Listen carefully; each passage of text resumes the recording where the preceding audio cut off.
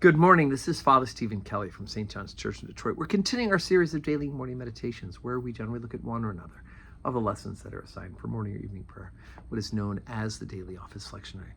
And today is Sunday. Hurrah. We are gathering together today to glorify God, to worship Him, to be instructed in His holy word, to be fed and nourished in the Blessed Sacrament, and to be encouraged in the fellowship of the saints. So please do plan on being with us to worship if you're within driving distance of St. John's. If you're not, get to church somewhere and glorify God and receive the sacrament.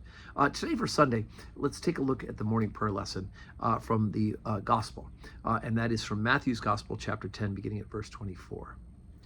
The disciple is not above his master, nor the servant above his Lord. It is enough for the disciple to be as his master and the servant as his Lord. If they have called the master of the house Beelzebub, how much more shall they call them of his household? Fear them not, therefore, for there is nothing covered that shall not be revealed, nor hid that shall not be known. What I tell you in darkness, that speak ye in light, and what ye hear in the ear, that preach ye upon the housetops.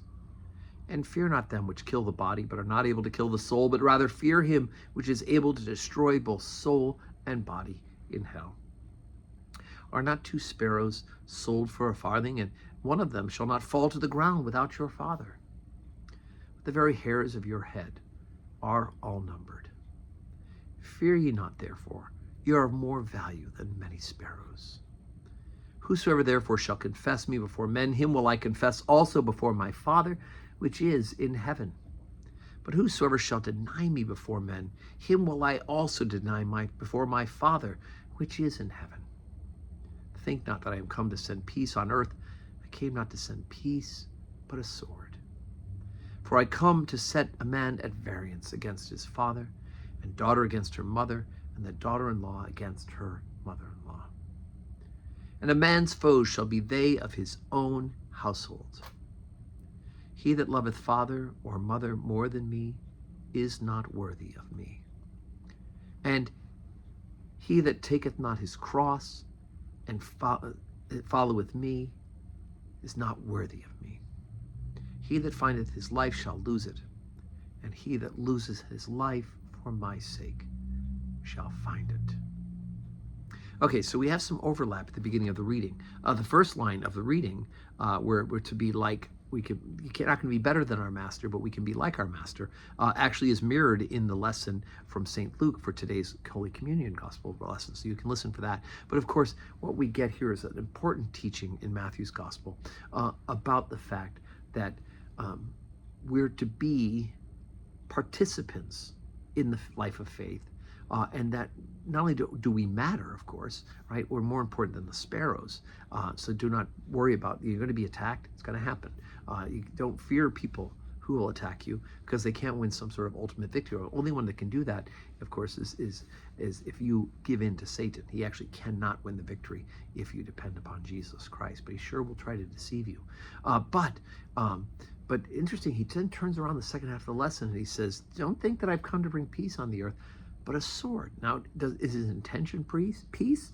Absolutely. His desire is for peace, right? His first words of the resurrection are, peace be with you. Don't be afraid. Peace be with you. But he also knows the reality that his word is going to divide people. But we are to stick with the word, that the variance and the enmity will come, not because Jesus desires it, but because people will reject it and you receive it. So we are to receive the word, but be aware of the fact that there's going to be a cross to carry, a cross to bear for it, as well as the reality that it may cause some divisions among people. And then, of course, you are to hope and pray and share the good news with them in hopes of bringing them into the kingdom of God. But again, Jesus warns us that it won't always be easy. So today is Sunday, 7:30 morning prayer, 8 o'clock Holy Communion, 10 o'clock Holy Communion, and we have a special event at the 10 o'clock Holy Communion. Elizabeth Savage will be making her promises as a member of the Daughters of the King, adding to our chapter, which is the largest chapter in the diocese, very active, and it's our prayer engine room for this parish. Thanks be to God. And then 5:30 evening prayer. So I hope you can join us. If you can't do so in person, I hope you'll join us online and participate with us.